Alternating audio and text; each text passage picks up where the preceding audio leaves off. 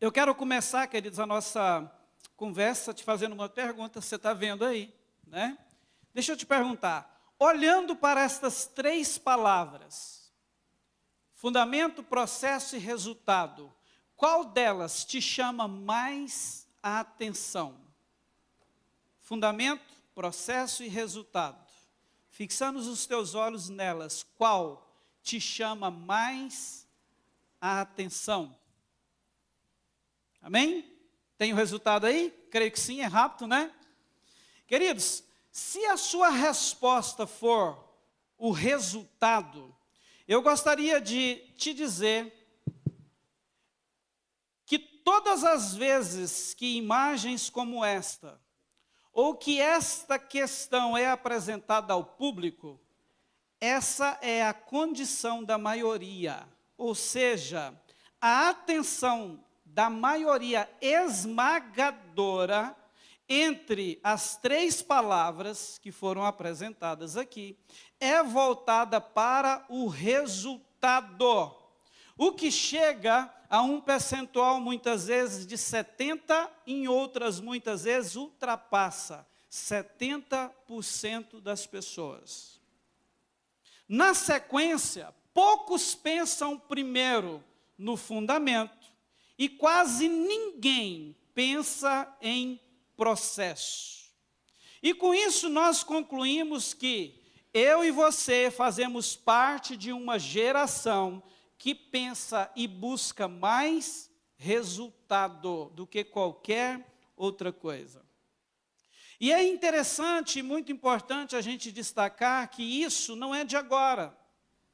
Na verdade, isso teve início na década de 80, quando começou aquilo que nós conhecemos como, a geração Y, que é formada por pessoas que nasceram entre os anos de 80 e 95, também conhecida como a geração do milênio, a geração da internet, e logo em seguida vem a geração Z, representada pelas pessoas que nasceram entre 96 e 2010.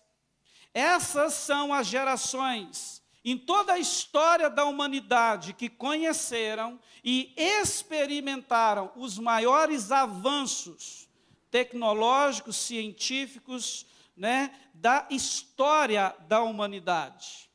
E quando a gente olha para tudo isso, a gente sabe que tudo foi maravilhoso por um lado, mas que também profundamente desastroso para o outro lado, ou para outro lado.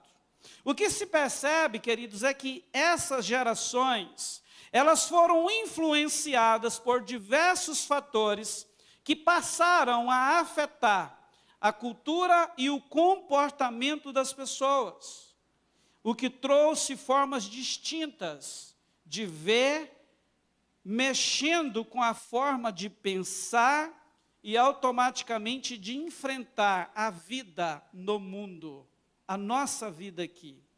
Desde então, o que a gente tem presenciado são pessoas governadas pelo imediatismo, que vem aumentando de forma significativa ano após ano, e parece que a onda não tende a parar tão cedo. Eu não sei você, mas a impressão que eu tenho quando eu olho para mim e à minha volta, parece, que isso está crescendo de uma forma assustadora dia após dia, que começou lá atrás.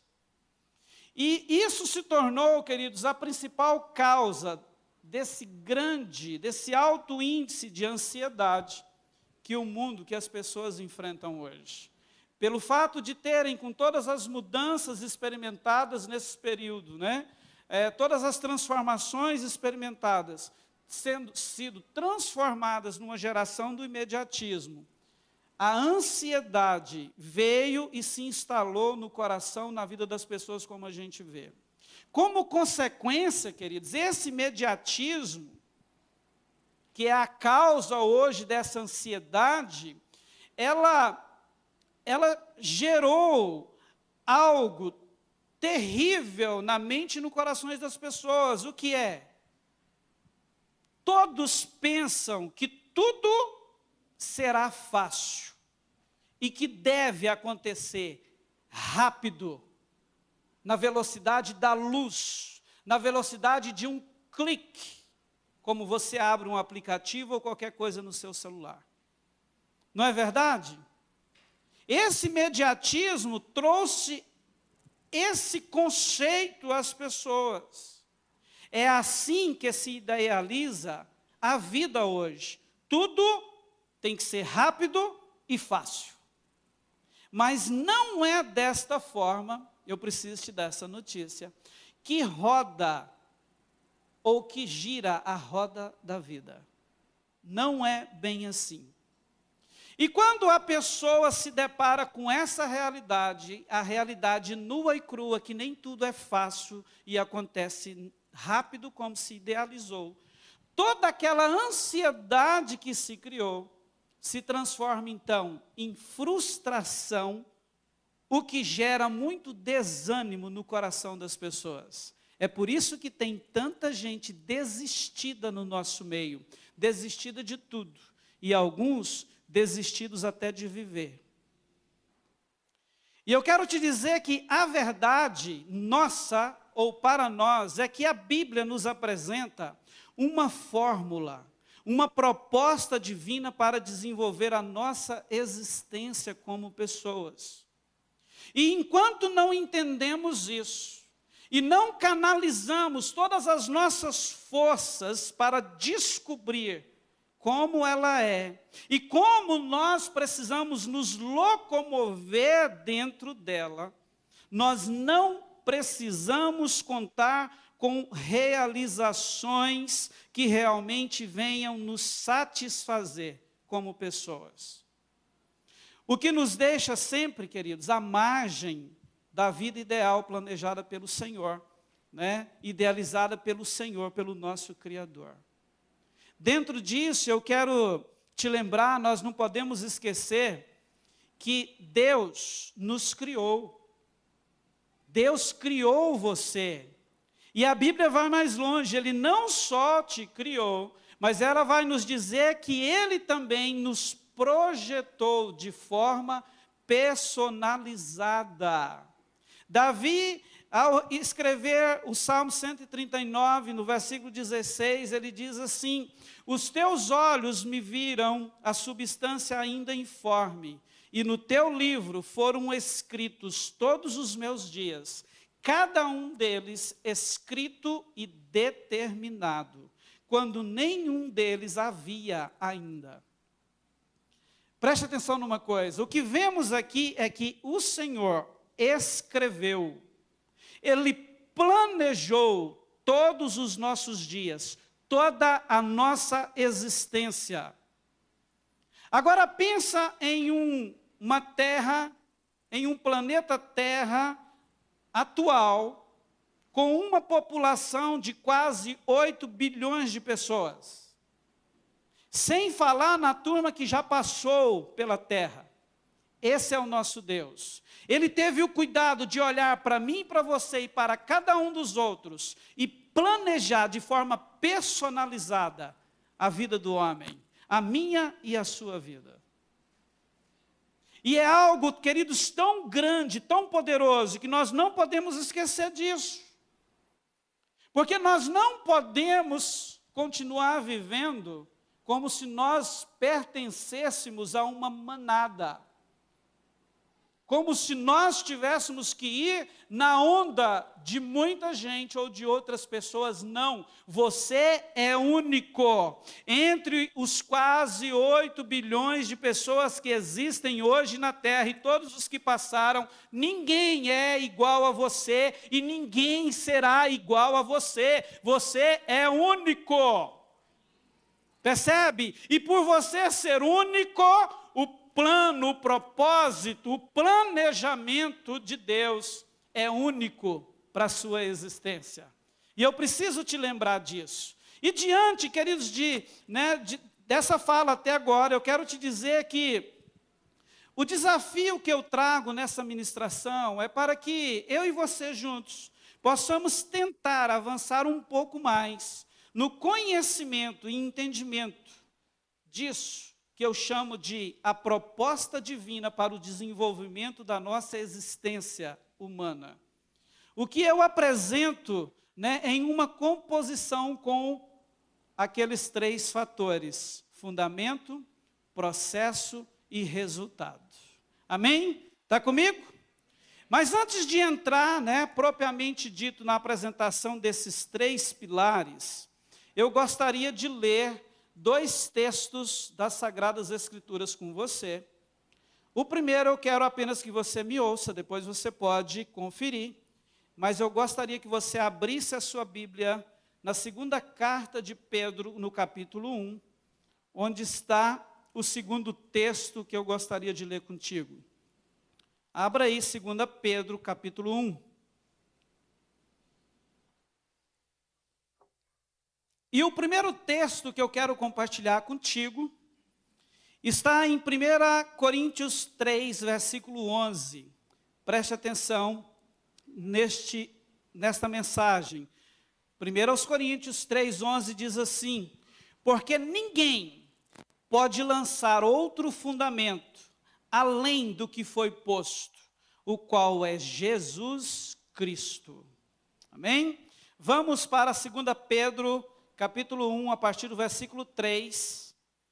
Eu quero que você acompanhe. 2 Pedro 1, verso 3 diz assim: pelo poder de Deus, nos foram concedidas todas as coisas que conduzem à vida e à piedade, pelo pleno conhecimento daquele que nos chamou para a sua própria glória e virtude. Por meio delas, ele nos concedeu as suas preciosas e muito grandes promessas, para que por elas vocês se tornem coparticipantes da natureza divina, tendo escapado da corrupção das paixões que há no mundo. Verso 5, por causa disso, concentrando todos os seus esforços, acrescentem à fé que vocês têm a virtude, o conhecimento, ao conhecimento, o domínio próprio, ao domínio próprio, a perseverança, a piedade, a fraternidade, o amor. Porque essas qualidades, estando presentes e aumentando cada vez mais, farão com que vocês não sejam nem inativos, nem infrutíferos no pleno conhecimento do nosso Senhor Jesus Cristo. Amém? Guarde aí esse texto, que mais adiante a gente vai voltar, que eu quero destacar algumas coisas aqui nele. Amém? Então nós lemos aqui Paulo dizendo aos coríntios que Jesus é o fundamento e que ninguém pode colocar outro no lugar dele. Ele é o único fundamento no qual eu e você podemos erguer, construir a nossa existência, de forma que lá no final a gente consiga alcançar aquele tão sonhado, desejado resultado da maioria. Amém? Então, com essa porção da palavra de Deus em mente, eu quero caminhar com você, né, um pouco sobre esses 3 pilares. Como eu disse, segura aí 2 Pedro, que nós vamos voltar. A gente viu aqui que fundamento é o primeiro pilar. Queridos, o que é fundamento? Ou o que é um fundamento? Preste atenção, fundamento é a base, é o alicerce. Fundamento pode ser tido também como o princípio de algo. Pode ser visto também como as regras, as normas, ou as leis que regulam, que norteiam, que direciona alguma coisa. Isso é fundamento. Para nós cristãos, fundamento também pode ser entendido como aquilo que ninguém vê, aquilo que está no coração. Fundamento para nós pode ser as motivações que existem no nosso coração. Fundamento para nós também pode ser entendido como aquela disposição de renunciar a si mesmo por algo melhor e maior, por algo eterno. Para nós, fundamento também pode ser um profundo desejo em permitir que Ele, Jesus, cresça na nossa vida. Fundamento para nós também pode ser um nível profundo de busca e de conhecimento de Jesus, o nosso Senhor e Salvador, do nosso Deus. Por fim, para nós, fundamento pode ser tido como o nosso relacionamento com o Senhor. E deixa eu te falar uma coisa, o Senhor está chamando essa igreja para um relacionamento mais profundo com Ele nesses dias. O segundo pilar que nós apresentamos é o processo. O que é processo? Processo fala de método, fala de sistema, de maneira de agir, fala de entendimento, de um conjunto de medidas tomadas que são, uma vez aplicadas, que leva alguém a atingir um objetivo. Uma forma que traz ainda uma ideia mais clara é pensar em processo como um percurso que precisa ser caminhado, algo que exige ação, e essa ação me leva ou nos leva sempre a um avanço que nos impulsiona para seguir sempre em frente, não parar. A ideia de processo é essa.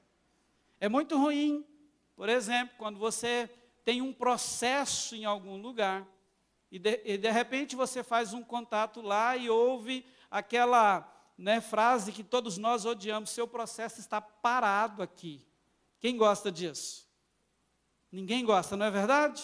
Percebe? Então, o processo, para você entender melhor, ele fala de um percurso, de uma rota, de um caminho que precisa ser traçado. E resultado é o terceiro pilar. O que é o resultado?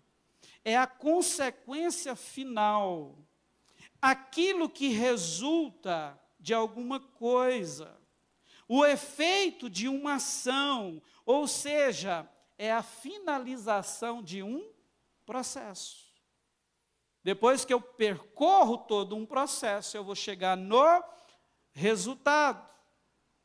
E sabe, desta forma bem resumida, eu quero te dizer que o entendimento acerca desses três pilares condiciona todo cristão a caminhar no conhecimento necessário que ele precisa de Jesus para avançar na sua vida. Se nós não tivermos esse entendimento, queridos, que nós precisamos, preste atenção em mim, preste atenção nisso agora, que nós precisamos estar fundamentados em Cristo, que é o único fundamento, que não pode ter outro além dele, conscientes e dispostos a encarar os processos, nós não chegaremos a resultados satisfatórios na vida cristã. E se você for parar para pensar, isso abrange toda a sua vida. É por isso que eu estou falando aqui de existência humana. Eu não estou falando apenas de uma vida que você poderia talvez entender como religiosa. É algo que nos leva a uma desenvoltura satisfatória de toda ou em toda a nossa existência humana, porque ela atinge todas as áreas da nossa vida.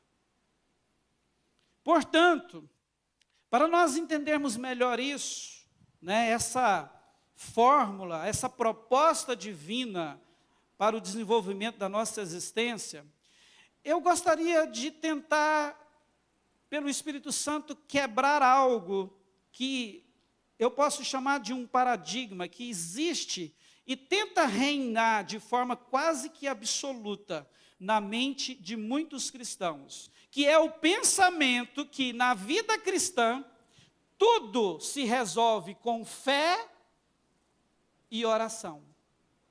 Você já percebeu que nós temos essa mania? A casa caiu, eu vou orar que vai resolver. O negócio está ruim, não, eu vou ter fé, a minha fé vai fazer esse negócio funcionar. Irmãos, nós não temos isso?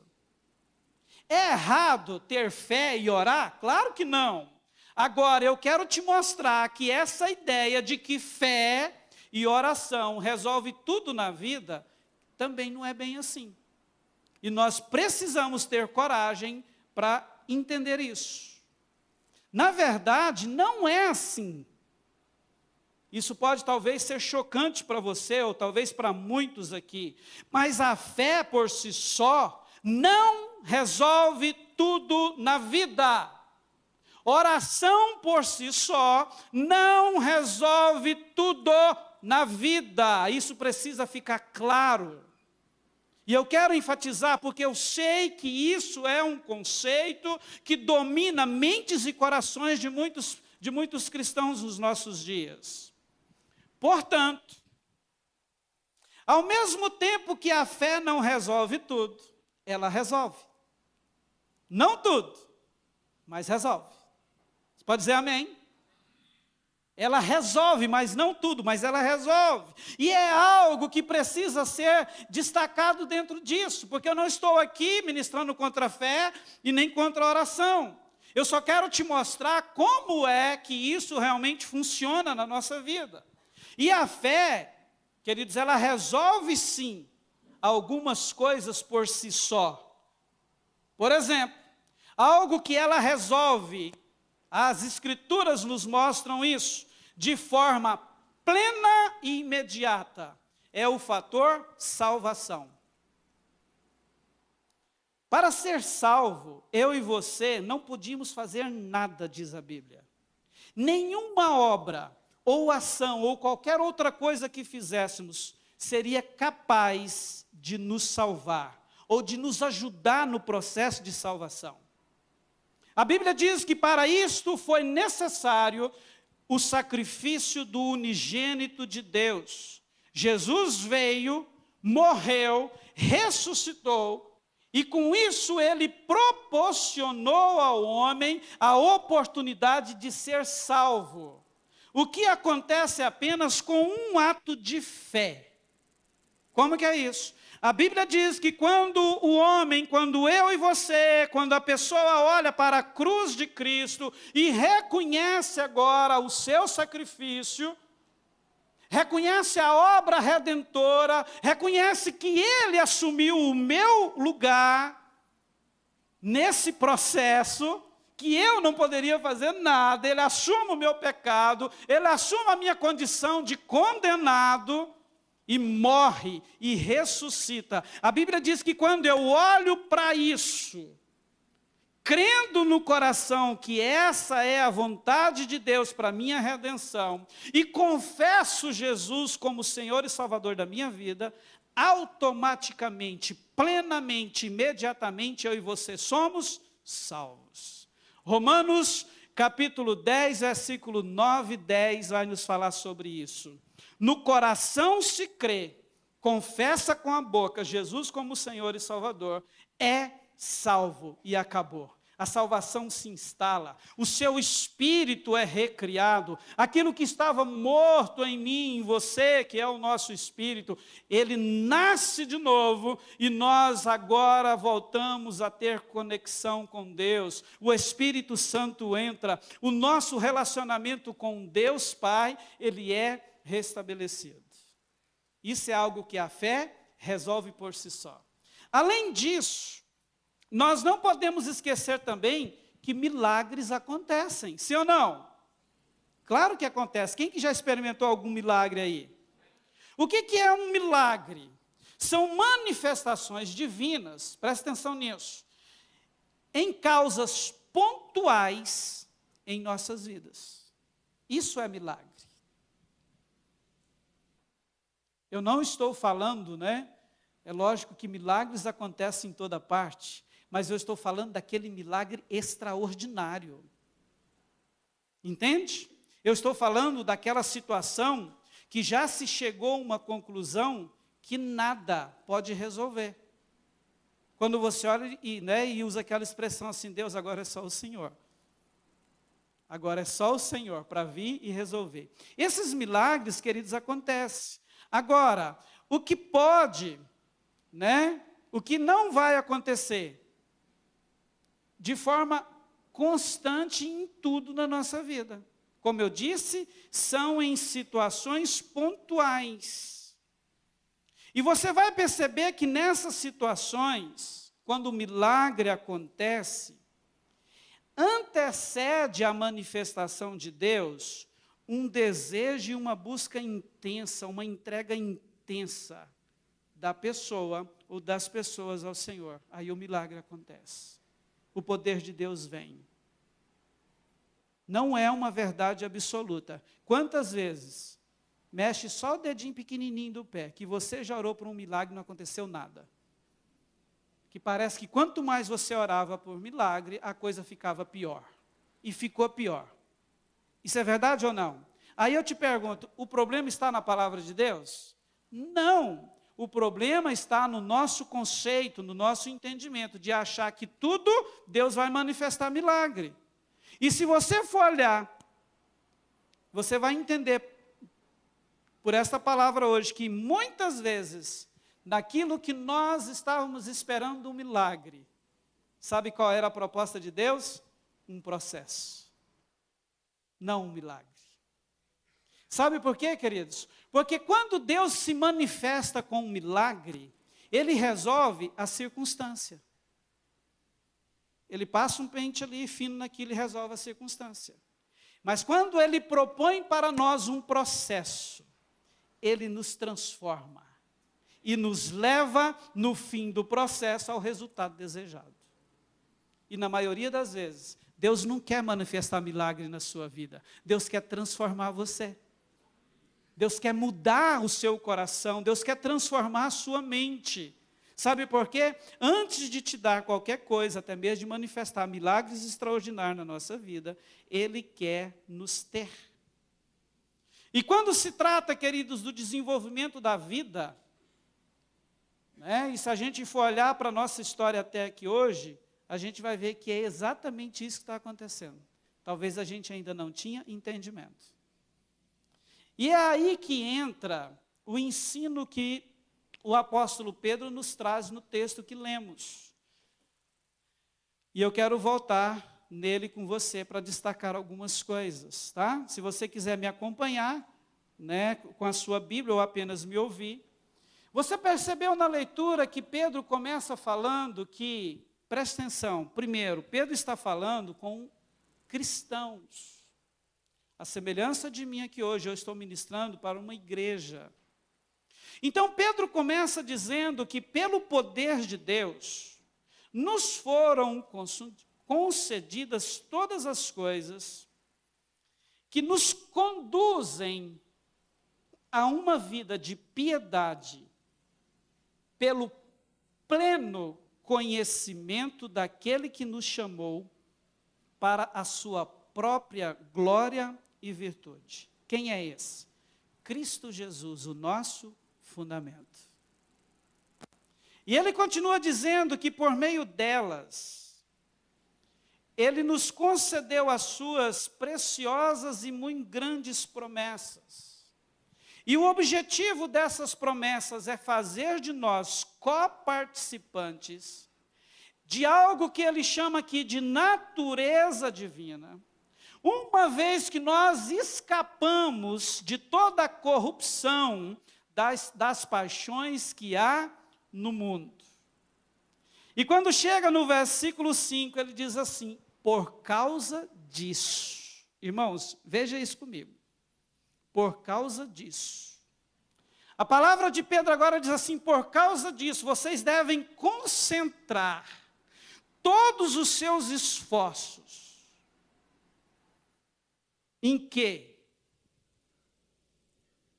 Acrescentar todos os seus esforços na fé que vocês têm. E sabe o que é isso aqui? Concentrar é fazer com toda a diligência, é fazer algo, ou seja, é fazer algo com cuidado, com empenho. E aí ele diz assim, ó, acrescentem, concentrem todos os seus esforços. E qual que é o objetivo desse esse acrescimento de esforço, essa soma de esforço? É para que vocês possam juntar com a fé que vocês têm. Irmãos, o que é a fé? É a convicção de algo. No nosso caso, é uma convicção de que Deus é o nosso Deus. Dentro do texto da ministração de hoje, que nós servimos um Deus poderoso, que nos salvou, que nada é impossível a Ele. Você crê nesse Deus? Então essa é a fé que eu quero que você foque aí. Essa é a fé que eu estou falando. Então, voltando, ele diz assim, concentrem todos os seus esforços. E com isso, acrescentem a vossa fé, a fé que vocês têm. Aí ele traz algumas qualidades. A virtude. A virtude, vocês acrescentam o conhecimento. Esse conhecimento aqui, ele fala de algo profundo, mais amplo, principalmente daquilo que envolve a nossa fé. E o que envolve a nossa fé? O nosso firme fundamento. E ele continua dizendo no versículo 6, ao conhecimento, o domínio próprio. O que é isso? Autocontrole, virtude de alguém que domina seus desejos e paixões. Ao domínio próprio, a perseverança.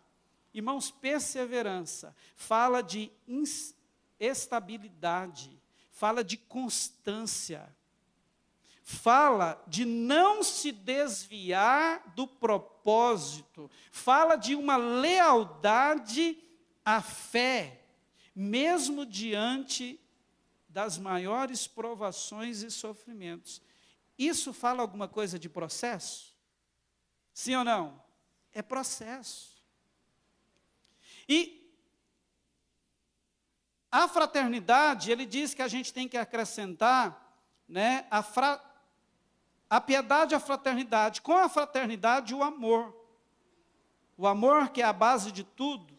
Aqui ele está falando de um amor que é o amor ágape, aquele amor sacrificial que devemos viver pelo Senhor e também uns pelos outros. E aí ele encerra o texto dizendo assim no versículo 8, porque estas qualidades, preste atenção nisso, estando presentes, ou seja, existindo na nossa vida e aumentando cada vez mais, farão com que vocês não sejam, pega essa palavra, inativos, nem infrutíferos em quê?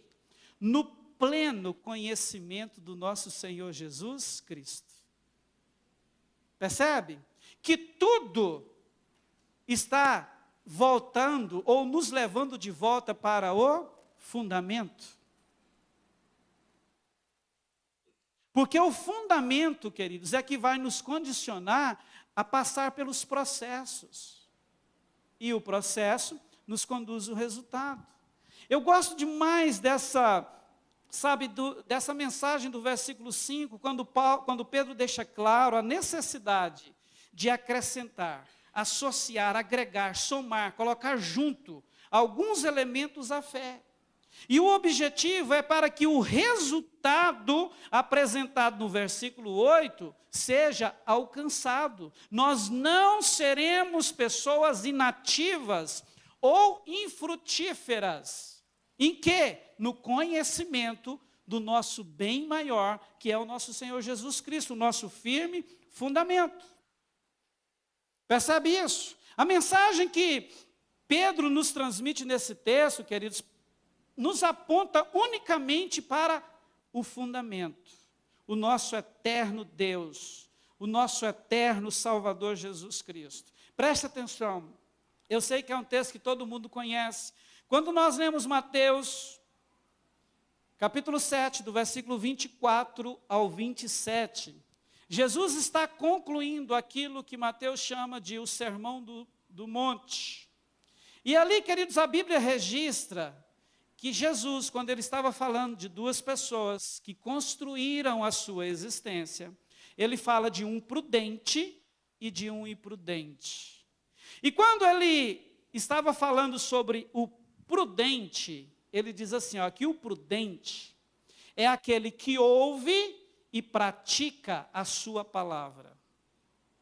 E o texto vai nos dizer que este homem, ele é sábio. Por quê? Ele construiu, ele trabalhou, ele edificou a sua casa, que no texto é uma analogia de vida, ou seja, ele construiu a sua vida, a sua existência, o que envolve todas as atividades da nossa vida, sobre a rocha. E quem é a rocha ali? O nosso fundamento, o próprio Cristo. E você vai ver o texto dizendo que a este homem prudente, quando a tempestade, os problemas da vida chegaram, queridos, quando as ações devastadoras das tempestades abateram contra aquela casa, aquela vida daquele homem, a Bíblia vai dizer, Jesus vai dizer que a casa dele não caiu. Por quê? Porque ele construiu sobre a rocha. Com o imprudente, aconteceu o contrário. A Bíblia diz que Jesus disse que ele construiu sobre a areia. O que é isso? Ele escolheu construir a sua existência sobre qualquer outro fundamento que não fosse Jesus. E a mesma coisa aconteceu com aquele homem. O mesmo que aconteceu com o prudente, aconteceu com ele. Os rios se encheram, as tempestades vieram e bateram com força contra aquela casa, aquela vida. E o que Jesus disse? Que a casa caiu e foi grande a sua ruína. Por quê? Porque ele construiu sobre a areia. Então, deixa eu te perguntar uma coisa. Até hoje, quando você olha para a construção da sua existência, onde é que você está construindo a sua vida? Qual é o seu fundamento? Qual é a base da sua existência? Nesse texto de Mateus, queridos, Jesus nos deixa claro, que um firme fundamento, que é Ele mesmo, a rocha eterna, é que garante um resultado satisfatório. E você percebe aqui que isso só é possível porque a pessoa escolheu o fundamento e decidiu fazer da palavra dele aquilo que norteia a sua prática de vida, as suas ações diárias. A gente precisa pensar sobre isso. É lógico que a realidade, talvez, da maioria aqui, é que caminhou um bom período da sua vida sem conhecer a palavra de Deus. Mas sabe qual é outro problema? É que muitas vezes nós, ou muita gente, já conhece o Evangelho, já está vivendo uma vida cristã de anos, e até hoje, ainda nem começou uma construção sobre a rocha de verdade. Pensa que está construindo, mas ainda está em qualquer outra base, em qualquer outro fundamento, menos Jesus. Sabe por quê, queridos? Algo que precisa ficar bem claro para nós. Relacionamento com Deus nos leva a viver uma vida com Ele como nosso Pai. Sim ou não? Mas antes disso, relacionar-se com Deus ou ter uma vida relacional com Deus precisa ser, preste atenção nisso, uma escolha, uma decisão de obediência plena. E aí eu te pergunto, quantas vezes nós somos confrontados por algum princípio da palavra de Deus e decidimos, não, eu não vou fazer isso, eu não vou viver isso. Percebe? E quando nós dizemos não a um princípio da palavra de Deus, eu estou dizendo, Jesus, eu não quero construir a minha vida sobre o Senhor. Por mais que eu sei que essa é uma palavra sua, isso eu não quero obedecer. O que a gente está dizendo para ele? eu quero continuar aqui. Aqui, a base sou eu que decido. Eu quero é essa base, eu não quero o Senhor. E muitos cristãos, queridos, estão escolhendo o que praticar, o que receber, o que aceitar ou não da palavra. Mas eu quero te dizer que se eu e você não decidirmos fazer de Jesus o nosso fundamento, nós jamais seremos conduzidos pelo processo, porque o que nos coloca no processo é exatamente uma escolha de olhar e dizer, Senhor, eu quero te obedecer. Automaticamente entramos no processo. E é no processo que nós vamos ser transformados e edificados dia após dia à semelhança de Jesus. E quando a gente chegar lá do outro lado, nós teremos o resultado que a gente tanto deseja. Aí eu te pergunto, por que a gente tem tanta dificuldade de submeter ao processo? Se o próprio Jesus se submeteu ao processo. Quando você lê, queridos, Filipenses capítulo 2, você vai ver isso. Você crê que Jesus é Senhor sobre todas as coisas? Mas deixa eu te falar uma coisa. Antes da cruz, ele não era. Pelo menos é que eu entendo pela palavra. Você vai ver Paulo registrando aos Filipenses que depois é que o Senhor o exaltou sobremaneira, ao ponto que todo joelho, toda língua se dobre e confesse que Ele é Senhor. E olha o processo que ele teve que passar. Você quer ver outra coisa? Quem é que não gosta de ler ou ouvir sobre a história de José do Egito? Que história linda, não é, queridos? Não é maravilhoso? Quem é que não gostaria, naquela época, de ser o segundo cara do Egito? Talvez, em alguns momentos, mandar mais do que Faraó. Percebe que quando a gente olha para essa história, a gente só, muitas vezes, a nossa mente, por querer apenas o resultado, ou mais o resultado, a gente só vê José no trono como governador do Egito, com roupas finas, com autoridade, dando ordem, e todo mundo obedecendo, e a gente percebe que a gente visualiza mais José nessa condição. Poucos conseguem vê-lo sendo jogado dentro de uma cisterna, sendo vendido como escravo, trabalhando como servo na casa de Potifar, sendo acusado por uma tentativa de assédio sexual que não aconteceu e de novo volta para a prisão. A gente não consegue olhar para esse processo que José teve que passar para que depois disso Deus o pegasse e o colocasse no trono da nação mais poderosa da terra. Todo mundo quer a posição de José, mas ninguém quer o processo. É assim ou não? Nós não queremos processo, sabe por quê? Porque processo dói, processo machuca, processo mexe com a gente.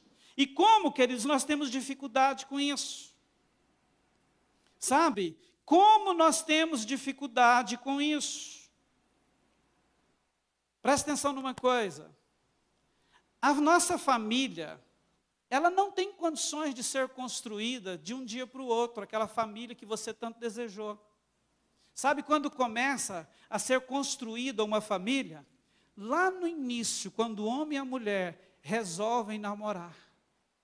E lá no início, os dois resolvem se submeter, escolhem, decidem se submeter a uma vida de obediência plena a Deus. A partir daquele momento, Deus pega aqueles dois, insere eles em todos os processos da vida conjugal, até que lá na frente eu vou dizer, uau, nós somos uma família bem-sucedida. Mas sabe o que acontece com a maioria dos casais hoje?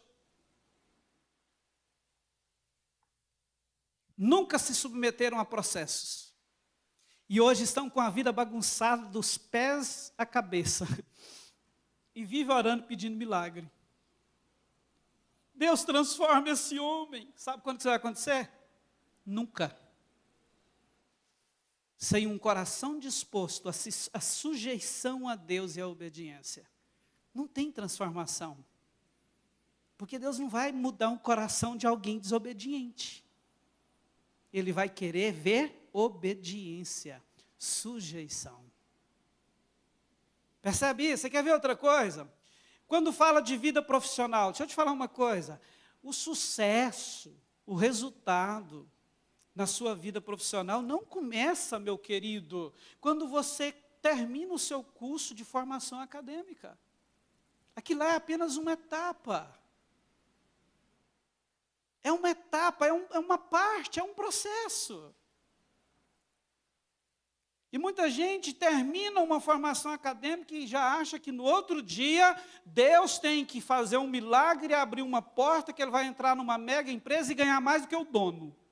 Irmãos, é assim ou não é? Quantas vezes a gente escuta, peraí, você tem que... Eu já ouvi muitas histórias. Alguém disse assim, várias vezes, se eu for citar nomes, ou vezes que eu já ouvi isso, eu fui fazer uma entrevista de emprego, cheguei lá, você acredita que a proposta de empresa, de salário era só isso aqui? E aí a pessoa começa, eu sou isso, eu estudei nisso, eu tenho essa experiência, eu não sei o quê, percebe? E muitas vezes o que Deus está querendo com aquela pessoa é dizendo assim, ei, peraí, baixa a bola que você não é coisa nenhuma, quem sou eu é que sou.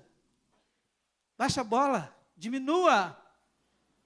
Baixa essa ideia, esse conceito que você tem de você mesmo e aceite o processo. Que aí eu vou te conduzir àquele resultado que você quer. Não é assim, queridos, na vida? Você quer ver outra coisa? E na vida ministerial? Aí é que o negócio pega. Sabe por quê, queridos? Aqui a coisa é do mesmo jeito. Sabia? Com Deus é a mesma coisa. Tem pessoas que chegam em determinada igreja com uma grande convicção, que tem um chamado em Deus, e por ter essa convicção, acha que Deus tem que pegar ele e colocar ele lá em cima, acima de tudo, perto dos querubins, e dizer, este é o meu filho amado, reina, governa, faça isso. Não é assim? Não, nós muitas vezes não estamos sujeitos a encarar processos que são momentos de tratamento como José. Posso usar outro exemplo? Paulo. Irmãos, a Bíblia diz que Paulo, ele era doutor, um cara que sabia tudo da lei. Aí você olha para Paulo, irmãos, que bênção, né? O cara escreveu, vou dizer 13, né? Porque Hebreus tem uma discórdia se foi ele ou não, mas 13 livros do Novo Testamento, de 27, o cara escreveu 13. O cara evangelizou a sua geração. O cara foi um desbravador do evangelho. Se a gente contabilizar Hebreus, são 14 livros, mais da metade, que ele poderia ter escrito. Irmãos, que história linda, né? Agora, quem é hoje, qual é o crente hoje, que está disposto a ficar 14 anos de banho-maria, sem pregar numa célula, sem orar numa vigília, num processo de preparação para o apostolado? Quem é que está disposto a encarar isso hoje? Poucos. Percebe? Sabe quando começou o apostolado de Paulo? Não foi quando ele fez a primeira viagem missionária e fundou todas as igrejas ali, ou a segunda, ou a terceira. Não foi quando lá no final ele olhou e disse, uau, olha o tanto de gente que eu mando carta, que me obedece. Tinha uns que não queriam nem ouvi-lo, né? Mas olha o tanto de gente que lê as minhas cartas, que me ouve, que esperam a minha ida. Não foi ali que começou o ministério de Paulo. Sabe quando começou? No caminho de Damasco. Foi lá, irmãos. Quando sobre aquele cavalo, cheio de conhecimento da lei, ele estava perseguindo os cristãos. E ele encontra com um firme fundamento. Jesus, naquele encontro, diz para ele: Paulo, o que você está fazendo? Deixa eu te falar uma coisa. Eu vou te mostrar o que você tem que sofrer pelo meu nome. O apostolado dele começou ali. Naquele momento, Paulo teve uma decisão de se submeter, ele escolheu obedecer a Cristo. E depois disso, foi 14 anos de banho-maria, para depois, Deus pegar Paulo e entregar o ministério apostólico para ele. Irmãos, hoje, deixa eu te falar algo. Hoje está terrível dentro das igrejas. Não muito tempo atrás, a gente teve uma experiência com uma pessoa que chegou na igreja, pensa numa pessoa potencial, nas mãos do Senhor. Pensa. Você olha assim, você vê claro que a pessoa tem um chamado, sabe? Tem muito de Deus, recebe muito de Deus. Depois de um bom tempo dessa pessoa congregando com a gente, nós orando por ela, na direção do Espírito Santo, eu a chamei para uma conversa e disse assim: querido, você está com a gente há tanto tempo, e eu sinto de Deus, que agora é hora da gente pensar em avançar mais, porque eu vejo que você tem um chamado em Deus. Está na hora da gente dar mais alguns passos dentro do cumprimento do seu chamado no corpo de Cristo. Só que eu não disse para essa pessoa o que estava no meu coração. Irmãos, eu saí empolgado daquela reunião e eu acho que a pessoa também. Passou poucos dias, menos de um mês, a pessoa nos procura e diz assim: estou saindo da igreja. Não, e apontou um monte de coisa, não quero mais ficar aqui, quero ir embora, né? E depois, conversando comigo, a pessoa disse assim, ó: aquele dia daquela conversa, você não falou o que você quer comigo. E isso foi um dos pontos que me levou a decidir a ir embora daqui. Sabe por quê? Sei lá se você vai me colocar, ou querer me colocar, melhor dizendo, para fazer uma coisa que iria me diminuir. Irmão, você percebe a seriedade disso? Deixa eu te perguntar algo. Isso me marcou, sabe por quê?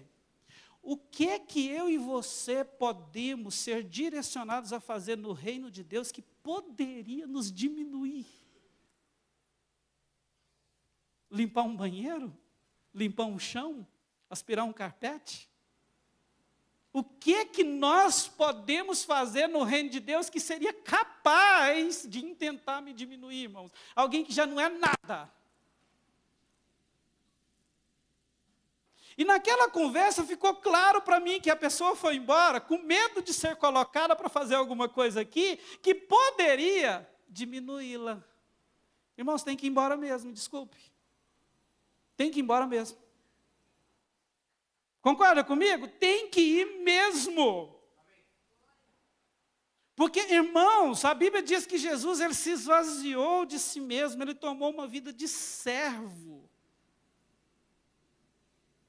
Do maior ou do menor nível possível para nos salvar. E agora nós estamos com esse conceito de vida ministerial.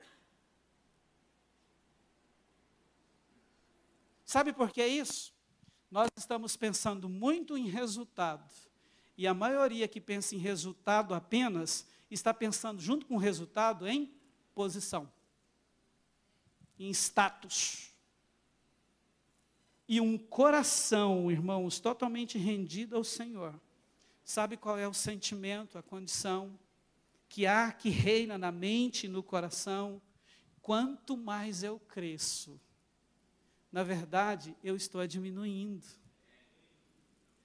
Porque quando eu cresço, não sou eu que estou crescendo, é Ele que está crescendo em mim. É Ele que está aparecendo na terra através de alguém que não é nada, que sou eu. O que está no coração e na mente é isso. Entende? A centralidade é voltada para o fundamento que é Cristo Jesus, não na pessoa.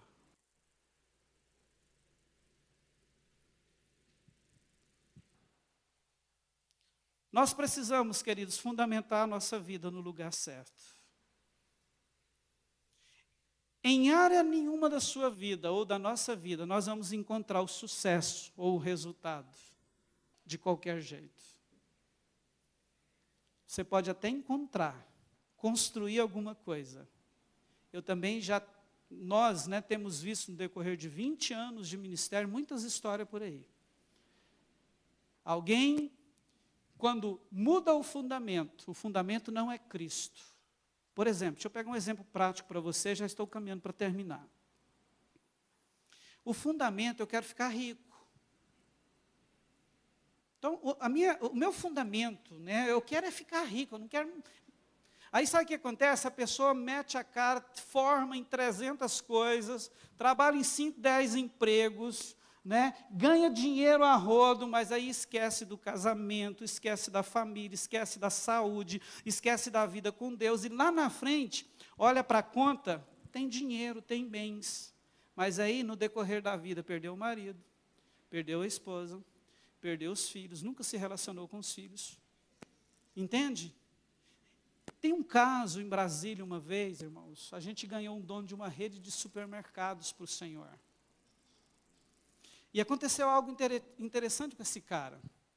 Ele entregou a vida para Jesus, 3 meses depois ele perdeu tudo o que ele tinha. Lembra disso, meu bem? Ele perdeu tudo. Ele foi morar de favor na casa de uma irmã dele. Porque ela tinha uma casa na cidade, então mora aqui. E um dia, ele tinha um rapaz de uns 9 anos na época, nós estávamos na casa dele, e ele olhou para aquele menino chorando e disse assim para mim: pastor, eu não vivia e achava que vivia. Sabe esse menino? Ele tem 9 anos. Quantas vezes eu fui para a praia com a minha família, mas eu nunca sentei na areia para fazer um castelinho de areia com ele. Meu filho tem 9 anos, pastor. Hoje eu quero ter um abraço dele, ele não quer me abraçar. Percebe isso? Porque ganhou muito dinheiro, mas chegou um dia que a casa caiu. Aí ele viu o que ele perdeu. Porque a construção da sua existência foi feita em um fundamento que não era o verdadeiro, Jesus Cristo. Para alguns, ainda dá tempo de reconstruir. Glória a Deus, né? Mas deixa eu te falar, para outros, não dá mais tempo. Quando descobre, quando encontra, quando se depara com essa realidade, a vida passou, os prejuízos são incalculáveis, aí quando olha diz assim, já era, perdi. Glória a Jesus pelas histórias de vida, que depois de encontrar com essa verdade, olha diz assim, eu ainda tenho chance, eu vou reconstruir o meu casamento, eu vou reconstruir a base da minha existência aqui agora, porque eu quero algo novo. E eu quero terminar perguntando, como que está isso hoje na sua vida? Posso orar com você? Querido, me entenda, é uma palavra que confronta a gente, Nos leva a pensar. Mas precisa disso. Sabe por quê?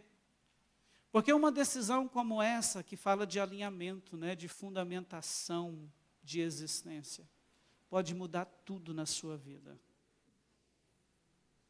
Muda você, muda o seu casamento, muda a sua relação com os seus filhos, a sua vida profissional, a sua vida, a sua visão ministerial. Muda a sua visão de existência. Você permite que o Espírito Santo te convença daquilo que precisa ser mudado hoje? Deixa eu orar com você, antes da gente adorar o Senhor novamente. Espírito Santo, aqui está a Tua palavra, ó Deus, uma vez explanada. Ó Pai, na nossa condição limitada, eu creio, Deus, que a Tua vontade foi transmitida à Tua igreja neste lugar. Nesse momento, ó Deus, eu oro por mim e por cada um dos meus irmãos que estão aqui. Senhor, nós nos deparamos com uma grande necessidade de fundamentação da nossa existência. Eu sei que Assim como o Senhor nos criou e planejou todos os nossos dias. Os teus olhos olham para nós hoje e o Senhor sabe da nossa condição. O Senhor sabe onde, Deus, o fundamento de cada um, de cada família, de cada existência que está colocado. E eu oro, Espírito Santo, nesse momento, para que, à luz desta palavra e de tudo aquilo que não foi falado, que o Senhor convença-nos de alinhamento neste lugar. Se falta escolha, decisão, ó Deus, em te obedecer, em sujeitar o teu governo, que possamos ser encorajados pelo Senhor a tomar decisões nesta noite. A não abrir mão, Senhor, da tua palavra. A não abrir mão de todo o conhecimento, de todas as revelações que o Senhor já tem nos dado, das quais o Senhor espera de nós uma vida prática, para que os processos aconteçam e os resultados satisfatórios. Ah, Deus, e quando eu oro por resultados satisfatórios, eu quero te dizer que o que vem ao meu coração é muito mais do que aquilo que eu e os meus irmãos almejam, mas é um experimentar da tua boa, agradável e perfeita vontade. É isso que vai satisfazer a nossa alma, é isso que vai nos preencher, é isso, Deus, que vai nos dar realmente um senso de realização permanente. Eu oro por cada um, ó Deus, que está aqui, e por aqueles também que por algum canal, algum meio ouvirão essa palavra. Que eles também sejam edificados, tocados pela graça e pelo favor do Senhor. Venha sobre nós, meu Deus, nos transforma. Nós queremos nos sujeitar de uma forma plena a Ti, em nome de Jesus. Você pode ficar de pé, você recebe isso aí no seu coração.